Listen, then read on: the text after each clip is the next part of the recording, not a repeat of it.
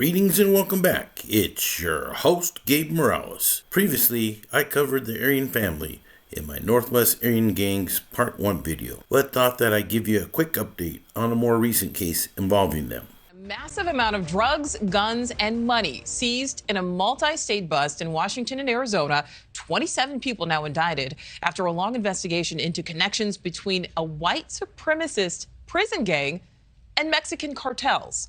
Correspondent Nancy Liu is live. Nancy, this drug trafficking ring was under investigation for 2 years.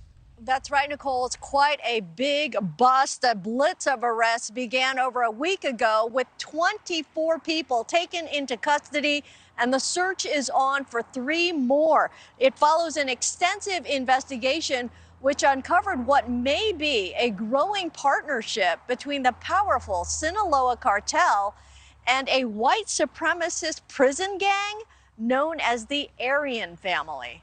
Officers seized an incredible amount of illegal drugs. The haul included nearly 2 million doses of fentanyl, enough to kill everyone in Seattle and Tacoma, along with 500,000 more. These are most of the 27 indicted, with alleged links to the Aryan Family prison gang and Sinaloa cartel. They are arrested in Washington and Arizona after a sweep by federal and local law enforcement. Many of the defendants had already served time within the Washington correctional system, which is where the plotting allegedly started. And it was during those prison sentences that many of these defendants became connected with each other through their involvement in the Aryan Family prison gang and other gangs, all under the umbrella of white power and white supremacy. The wiretap revealed that these gangsters believed that they were robbed by other people and did not know that they were being surveilled by law enforcement. They even had the audacity to report some of these seizures as thefts to law enforcement. The operation also hauled in more than 200 firearms, most of them AR-style weapons, which authorities say were bound for Mexico in exchange for drugs. Greed and power are apparently driving more collaboration between white supremacists and cartels. These criminal relationships are ruthless, calculating, and they do not care who they harm.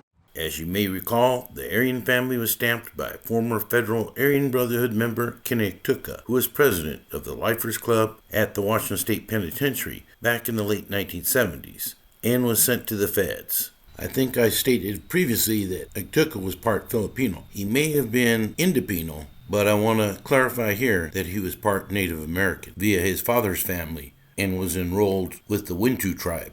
To understand the evolution of the Aryan family, one must go back in time. In September 1993, a notorious inmate named Kenny Tuka came to the King County Jail located in downtown Seattle, Washington, on a U.S. Marshal's transport order, with no clear heads up or officer security alert on his deck card. Due to this oversight, Tuka was placed in general population. As I recall, and I saw this personally, he was placed 8 East C tank. This was a close security unit, and I saw something very unusual. All of the inmates in the tank were looking out at I-5 away from the TV or glancing at us officers, while I noticed just one buffed out new inmate on the TV side of the tank sitting by himself with his arms crossed, looking all too comfortable. This was off baseline from what I was normally used to. So I pulled his inmate card and checked his classification file to verify my suspicions. He was soon correctly ID'd by me as a shot caller from the Lifers Club and a member of the Aryan Brotherhood, reclassified and put on ultra security status until February 1994. While he was in custody, reports from informant state he renewed old contacts and found out who was who in Washington state. There was a federal congressional hearing concerning AB events in the 1980s, and Tuka's name is contained in documents as being a key player. It was because of this relationship with Kenny in the Aryan Brotherhood that the Aryan family were aligned, but they also feuded at times. By August 1994, several inmates in Washington, D.C. began organizing with skinhead groups out in the free world. There was also a movement among white prisoners who were proud of their race called the Peckerwoods. By and large, they were not an organized security threat group with any clear leadership or structure outside the state of Washington. But that soon changed as they operated as the Woodpile. Around 1996, a Washington State Ghost Rider motorcycle club member named Jeff Fatboy Heath wanted to form a group to combat Hells Angels aggression as the HAs moved in the state a few years early in Spokane and killed a Ghost Rider.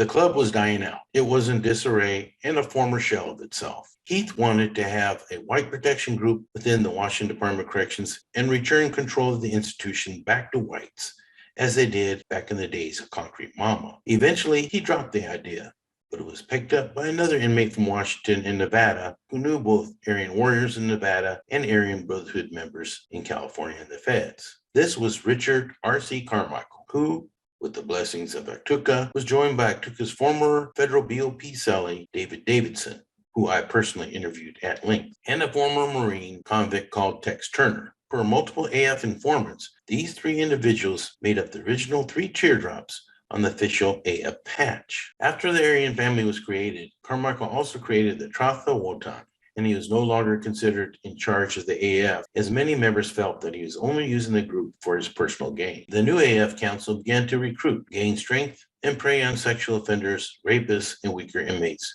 to make them bring in drugs or put money on their books. They would also often use the slogan, always and forever, code for AF, Aryan Family. The Aryan family were very disruptive within Washington, D.C., the King County Jail, and other jails in Washington State, as well in the federal system. The AF also used Hockenkroost skinheads and other skinheads as members, but later, Hockenkroost in particular did their own thing. The AF and AB have worked together in the past, as well as been at odds. For instance, in the year 2000, an AB member was killed at USP Lompoc, California, by Aryan family member James Gearjammer Remington. Remington had the typical lightning bolts on his neck for the kill, with the letters A and F. This incident caused a lot of strife between the AF and ABs until Kenny Atuka stepped in. Unfortunately for him, Atuka later ran into issues with federal AB shot caller David the Beast Sahakian, so Atuka was deemed no good by the AB. In October 2004, Texas Syndicate member Frank Pancho de la Cruz was seriously assaulted by Aryan family member Sterling Thunder Jarnigan and Aaron McKinney. The assault occurred during the serving of a breakfast meal. The assailants were both armed with prison-made weapons and entered the victim's cell, whereby they immediately began stabbing him in the head and body. De la Cruz was ultimately stabbed 23 times. Intelligence suggested that the Aryan family initiated the attack against the TS on behalf of the Aryan Brotherhood. Staff believed that the assault on De la Cruz may have been linked to an earlier August 31st, 2003 assault on an Aryan Brotherhood affiliate, Irvin Ibanez, that was orchestrated by the Texas Syndicate at USP Marion. Ibanez suffered multiple puncture wounds to the back, chest, and face, and a follow-up investigation revealed that Texas Syndicate members at Marion stated they assaulted Ibanez because he had disrespected them. Prior to the assault, Texas Syndicate members requested permission from the Aryan Brotherhood to assault Ibanez. However, the AB denied their request. It appears that the TS did it anyway, and the AB sought revenge for the assault. Jarnigan was a major Washington State skinhead faction called Hockenkroost that previously had many members in the Aryan family broke away over racial and political philosophies. Also, many of the senior membership was pushed out by the younger membership, including all 3 of the founders, Richard Carmichael, David Davidson, and Gus Tex Turner. This exodus of skinheads in older AF caused the family to recruit new woods, in particular those who came from inner city areas. The Aryan family currently has an estimated 200 members in Washington State prisons, according to Sean Murphy, Deputy Secretary of the Washington State Department of Corrections. This white power group stands out among other gangs for being particularly violent, he said. Most of the groups or gangs that we have in prison set up a variety of informal rules that help govern their group, he continued, and inevitably the Aryan family's group allows for more violence, and in some cases requires more violence to enforce the rules that they believe should be in order.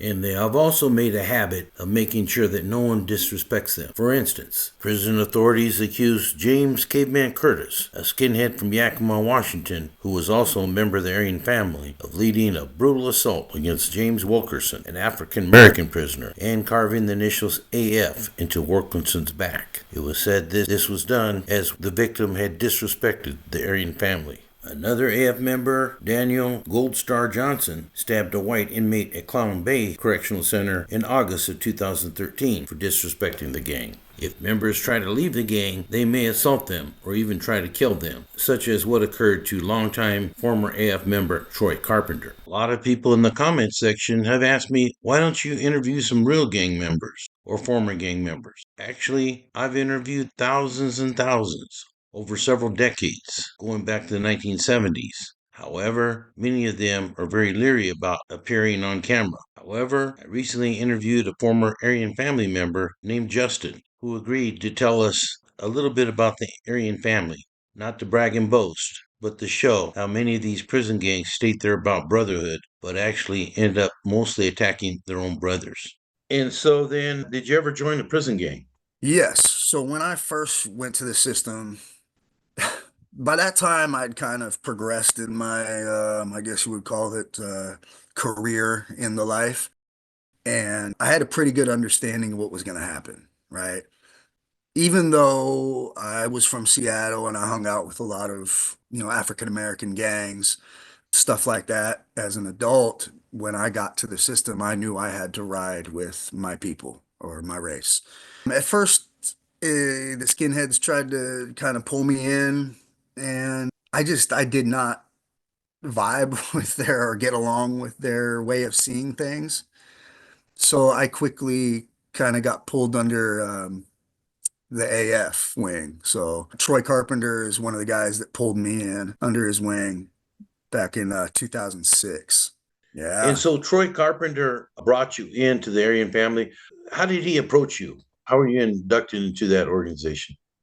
Well, with Troy, it was kind of he almost like a big brother kind of it wasn't straight out like, hey man, I want to fucking get you into this group and we're gonna, teach you this stuff. It was more of just, I want to see you do good and we need to set you up for success when you get out. And it was almost like a facade, like I look back on it now and it was almost like I'm being sold a used car. You know what I mean? Hmm. And so I'm just thinking about it and I'm like, okay, what he's saying is making sense. It sounds good. And he just kind of pulled me in, and before I knew it, I was being given instructions on how to do things, given little tasks here and there, type of stuff, given lots of literature. They say when you join the AF, that is your new family. You're given a new birthday, all that. It's so they're your family now. So that's Gotcha. kind of what it was to me. Gotcha. Do you recall some of the other individuals affiliated with the family back then? Oh yeah, yeah. Double D, Dave Davidson, Biff, William Hargrave was one of the guys that also brought me in. Who else? Richard Carmichael. When I came in, he was on his way out. I guess he had been doing some things that weren't in agreement with what we were in a line with.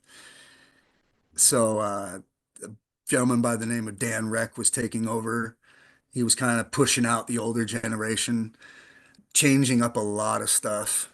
Yeah, I didn't much like the guy, but there was lots of other guys. There's another gentleman I knew, Justin Cola, who went by Soda Pop.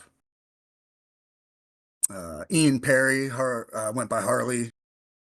Highway, there was Highway. Yeah, there was a lot of guys. Yeah, I mean, I could go on, Hmm. man. The whites pretty much stuck together. It was more of a racial thing in prison. Yeah, and as far as the AF was considered, I mean, a lot of people when they hear the Aryan family, they automatically think skinhead or Nazi. But in reality, it was more just a bunch of kind of gangster white boys. Beckerwoods. Yeah, the Yeah, you Woods. know what I mean? Like we like to do drugs, we like to listen to rap, but we stuck together, and that was the thing. So yeah, And so then, what made you decide to drop out of the AF? when I first joined the AF, like I said, Troy brought me in, and he was part of the older generation. When I first came in, it was more of I guess you would call it like a clan. Like we tried to be really clandestine. We thought we were slick, and the INI, aka the gang investigators, didn't know shit about us. You really weren't supposed to be getting AF tattoos, really. You can get your shield. That time, it was kind of, we didn't talk about it. You didn't talk to the gang investigators. You didn't go to your counselor unless there was another guy with you. You didn't talk to the cops. We just had rules. And, you couldn't talk bad about another member unless you absolutely 100% had proof. Unless you had paperwork stating that this dude was no good or he was a sex offender or whatever his smut may be. You couldn't just throw dirt on a brother's name. It seemed like the younger generation that was coming in, that's kind of all it was a smut campaign. It was lots of dudes trying to cross each other out, just lots of Sounds like a violence. lot. Sounds like a Yeah, lot of politics. a lot of politics, man. We were like a snake eating its own tail. At one point, it was like we were well respected, and I'd say my third time when I went to prison, people were kind of like, mocking the AF behind their backs because all we did was tear each other apart, take each other out. As stated in the news report at the beginning of this video, in 2023, a federal grand jury indicted 27 people, many who had direct ties to the family. Approximately 24 of those indicted were Washington State residents, and the rest were from Arizona, where they had a drug pipeline into Washington State, Idaho, and Alaska. A coordinated arrest and search operation involving 10 SWAT teams and more than 350 officers yielded 177 guns, several kilos of drugs, and more than $330,000 in cash from 18 different locations in Washington and Arizona. The alleged leader of the drug ring, Jesse James Bailey, was noted as having an increasing influential role in the organization. Bailey did this by trafficking huge amounts of fentanyl, methamphetamine, and other drugs into the Pacific Northwest. Those arrested included Jesse James Bailey, who was already in custody. In addition to him, his wife Candace Bailey, a former corrections officer, was taken into custody, and also AF members or associates Anthony Escoto, Ronnie Griffin, Ronald McComb, Eric Smith, who are already in DOC custody, as well as Keegan Larson, who was incarcerated at the King County Jail, Philip Borkman, Sean Ellis, Justin Hansen, Daniel Hammond, Joseph Hempel, and Michael Warren were all also in custody at the time of the takedown announcement. Several others were either in custody or sought for their arrest regarding the case. The sheer amount of narcotics seized in this investigation is shocking, said Jacob D. Galvan, acting special agent in charge of the DEA in Seattle. Fentanyl seized in this operation contained enough lethal doses to kill everyone who lives in Tacoma and Seattle, with enough lethal doses left over to poison another 500,000 people. I was aware of this case as soon as it occurred. However, I did not want to discuss many details, as I do not want to jeopardize the case or get any cops or relatives more angry at me than they already are, even though most of this is public knowledge. In September 2024, Ronaldo McComb received 13 years in prison, and AF associate and drug supplier Isaac Cervantes of Arizona got a term of 9 years. In November 2024, Jesse James Bailey and his wife Candace Bailey were convicted and scheduled for sentencing in February 2025. Jesse Bailey pled guilty to possession of a controlled substance with intent to distribute, and additionally pled guilty to possessing a firearm in furtherance of drug trafficking, as well as conspiracy to launder money. Both prosecutors and defense agreed to recommend a sentence of 2010 months in prison, and I will try to remember to put the actual sentence in the comments section here shortly. His wife Candace also pled guilty to conspiracy to distribute a controlled substance or a violation of BUCSA, illegally transferring a firearm to a prohibited person, her husband, and conspiracy to commit money laundering. Prosecutors have agreed to recommend no more than 10 years in prison for Candace. The Bailey couple were also ordered to forfeit almost $700,000 in assets seized for them that were proceeds of criminal activity, as well as 42 firearms, silencers, body armor,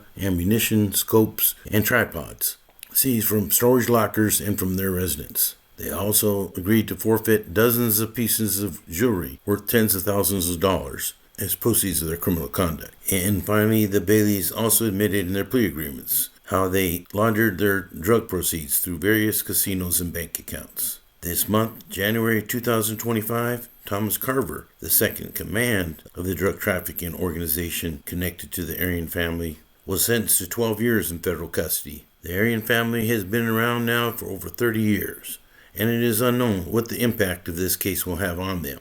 But if past history with many other prison gangs proves correct, it could backfire and just spread them more into the Federal Bureau of Prison system. Some people state that I'm making money off the misery and misfortune of some of these individuals. Again, that is not my intent. My intent is to document events that actually occurred and have been proven in court. Although I will admit there are some injustices that have been committed towards certain individuals. But again, as I said in my last video, I'm not going to be in denial of individuals' actions. I've never enforced anybody who's been interviewed here to appear on camera. They did so of their own free will. They're the ones that put a lot of the pictures I post on their Facebook or other media. They're the ones who engage in criminal activities. And while I don't like pointing the finger because I'm not totally innocent myself, having engaged in minor criminal activity as a youngster, I learned my lesson fairly young, that life is not the way to go. Again, some people take longer than others, and I commend those that have turned their lives around. Kinnectucka spent over 50 years incarcerated and was deemed to be a career criminal. At the age of 17 in 1970, he was the youngest known person to be locked up at the Washington State Penitentiary, and I'm sure he had to do a lot of things to survive along the way.